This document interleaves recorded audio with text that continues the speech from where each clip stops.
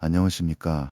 인생경제입니다. 며칠 전 제게 한 통의 다급한 전화가 걸려왔습니다. 최근 스마트폰에 전용으로 시중은행보다 훨씬 높은 연 4%짜리 신협과 새마을금고 특판 예금이 나왔다는 소식을 듣고 자녀분에게 부탁해 부랴부랴 모바일로 한도 소진 전에 겨우 가입하셨다는 한 선배님의 전화였습니다. 요즘 5대 시중은행 1년 정기예금 금리가 평균 2.8% 수준으로 뚝 떨어진 상황이다 보니 앞자리 숫자가 다른 연 4%라는 금리가 정말 귀하게 느껴지셨을 겁니다. 8% 실제로 며칠 전 판매를 시작한 서울의 한 신협 4% 특판이나 대구, 제주 등지의 새마을금고, 비대면 특판 상품들은 8% 불과 34일 만에 수백억 원의 한도가 스마트폰 터치 몇 번에 순식간에 마감될 정도로 어르신들의 관심이 무척 뜨겁습니다. 처음에는 이자를 조금이라도 더 받을 생각에 기분이 참 좋으셨다고 합니다. 그런데 가입 직후 저녁 뉴스에서 사무금융권의 연체율이 치솟고 자금이 빠져나가는 것을 막기 위해 수익성을 갉아먹더라도 울며 겨자 먹기 식으로 비대면 고금리 수신 방어에 나선 것이라는 보도가 터져나오자 그제야 덜컥 겁이 나신 겁니다. 8% 이거 앱으로 담장 해지해야 하는 거 아니냐? 내 피 같은 노후자금 다 날아가는 것 아니냐라며 밤잠을 설치셨다고 하더군요. 아마 영상을 보고 계신 우리 시청자분들 중에서도 비슷한 고민을 안고 계신 분들이 참 많으실 겁니다. 조금이라도 이자를 더 받아보려고 돋보기 안경을 쓰고 스마트폰을 들여다보며 특판에 가입했는데 경제 뉴스를 볼 때마다 가슴이 철렁 내려앉는 그 마음 저 역시 10분 이해합니다. 은퇴 후의 자산은 우리가 평생을 바쳐 모은 피와 땀의 결정체입니다. 젊을 때야 잃어도 다시 일해서 벌면 되지만 60대 이후의 자산은 단돈 100만 원이라도 잃어버리면 복구하기가 너무나 힘이 듭니다. 그래서 오늘은 시중은행보다 1% 이상 이자를 더 주는 새마을금고, 신협 등 상호금융권의 고금리 비대면 특판이 도대체 왜 위험하다고 뉴스에서 떠드는 것인지 그 진짜 이유를 팩트 위주로 낱낱이 파헤쳐드리겠습니다. 나아가 작년 9월부터 1억 원으로 상향된 예금자 보호 한도는 어떻게 활용해야 하는지, 그리고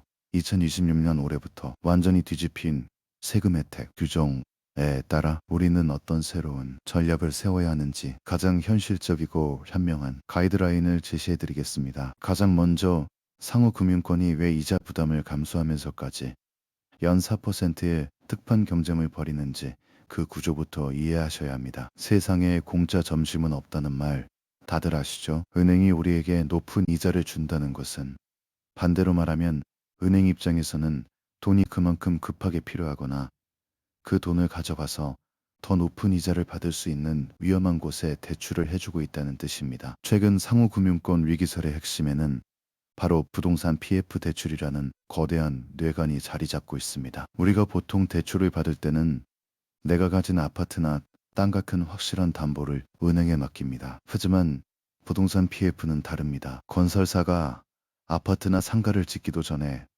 여기에 건물을 지어서 분양하면 이만큼 돈을 벌 수 있습니다.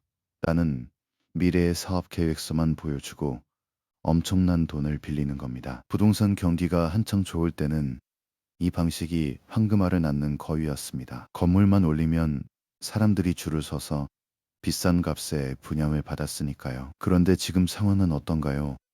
금리가 오르고 건축비가 폭등하면서 집을 사려는 사람들이 또 끊겼습니다. 지방에는 다 지어놓고도 텅텅 빈 미분양 상가가 넘쳐납니다. 빵을 만들었는데 사 먹을 사람이 없는 겁니다. 당연히 건설사들은 빌린 돈과 이자를 갚지 못하게 되고, 돈을 빌려준 상호금융권의 금융기관은 부실채권, 즉 떼인 돈이 눈덩이처럼 불어나게 된 것입니다. 결국 연체율을 낮추고 현금을 확보하기 위해 시중은행보다 훨씬 높은 4%짜리 미끼 상품을 던져 예금자들의 돈을 스마트폰으로 급하게 끌어모으고 있는 것이 지금 뉴스에서 말하는 특판 경쟁의 진짜 이유입니다. 여기서 우리가 꼭 알아야 할 매우 중요한 사실이 하나 있습니다. KB국민은행이나 신한은행 같은 제1금융권 시중은행은 전국 어디를 가나 하나의 거대한 회사입니다. 하지만 새마을금고나 신협은 완전히 다릅니다. 간판의 이름은 같지만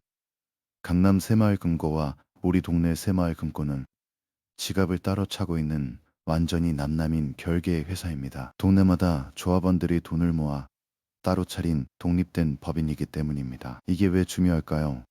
전국에 수천 개의 금고가 있는데 이 중에서 무리하게 부동산 대출을 해줘서 위험하고 부실한 금고가 있는 반면 동네 분들에게만 안전하게 대출을 해줘서 아주 튼튼하고 건실한 금고도 섞여 있다는 뜻입니다. 따라서 무작정 불안해하며 앱에서 예금을 가입할 것이 아니라 내가 비대면으로 가입한 바로 그 지점이 튼튼한지 부실한지를 직접 확인하는 것이 먼저입니다. 스마트폰이나 인터넷으로 새마을금고나 신협 홈페이지에 경영공시 메뉴에 들어가서 딱 두 가지만 확인하십시오. 첫째, 은행이 위기가 닥쳤을 때 스스로 버틸 수 있는 체력을 의미하는 BIS 자기자본 비율이 8%를 넘는지 보셔야 합니다. 둘째, 은행이 빌려준 돈 중에서 떼일 위험이 큰 불량 대출의 비율을 뜻하는 고정이하여 신비율이 8% 미만인지 확인하셔야 합니다. 이 두 가지 기준을 통과하지 못하는 지점이라면 아무리 4% 이상의 금리를 준다고 해도 과감하게 피하시는 것이 좋습니다. 자, 그런데 숫자를 확인해 봐도 마음이 영 불안하시다고요? 작년부터 1억 원으로 한도가 늘어났으니 무조건 돌려받을 수 있는 거 아닌가요? 라는 질문을 정말 많이 하십니다. 맞습니다. 원금과 이자를 합쳐 지점별로 1인당 1억 원까지는 예금자 보호를 받을 수 있습니다. 하지만 여기서 많은 분들이 간과하시는 진짜 문제가 있습니다. 바로 시간과 스트레스입니다. 만약 내가 가입한 금보나 신협이 부실해져서 문을 닫게 되면 어떤 일이 벌어질까요? 다음날 아침에 내 통장으로 1억 원이 딱 입금될까요? 절대 그렇지 않습니다. 부실한 금고를 인근의 튼튼한 금고와 통폐합시키는 아주 복잡하고 긴 절차가 진행됩니다. 이 과정에서 내 계좌가 일시적으로 묶여버립니다. 당장 다음 달에 생활비로 써야 할 돈, 병원비로 내야 할 돈이 통장에 갇혀서 짧게는 몇 주, 길게는 몇 달 동안 찾지 못하는 피 말리는 상황이 벌어지는 것입니다. 그래서 1억 원 보호막만 맹신하고 부실한 지점에 돈을 몰아넣는 것은 현명한 가치 투자자의 자세가 아닙니다. 우리는 단순히 안전을 넘어 스마트한 전략을 세워야 합니다. 그 열쇠는 바로 2026년 뒤집힌 세금 혜택 속에 있습니다. 작년까지는 세금 안 떼고 이자 다 받았는데 올해 모바일 앱으로 특판 다시 가입하려니까 왜 세금을 떼나요? 은행 창구와 고객센터에서 이런 실랑이가 지금 엄청나게 벌어지고 있습니다. 열심히 스마트폰 들여다보며 1% 이자 더 주는 예금 찾으면 뭐합니까? 바뀐 세법을 몰라서 세금으로 15.4%를 뭉텅이로 떼이면 결국 헛수고를 한 셈입니다. 첫 번째로 짚고 넘어갈 것은 새마을금고와 신협의 가장 큰 룩이었던 1인당 3천만 원 세금 우대 혜택입니다. 기존에는 누구나 3천만 원까지 이자 소득세 15.4%를 면제받고 1.4%의 농특세만 냈습니다. 그런데 2026년 1월 1일부터 이 제도가 칼질을 당했습니다. 올해부터 가입하는 예탁금은 근로소득이 7천만 원을 초과하거나 종합소득이 6천만 원을 초과하는 고소득자들에게는 더 이상 1.4%의 혜택을 주지 않습니다. 예금자 보호 한도가 1억 원으로 늘어났다고 해서 앱에서 4% 특판을 하는 한 지점에 1억을 다 밀어 넣으시면 안 됩니다. 두 번째가 정말 뼈아픈 타격입니다. 바로 5천만 원 비과세 종합저축의 가입 조건이 2026년 올해부터 완전히 달라졌습니다. 과거에는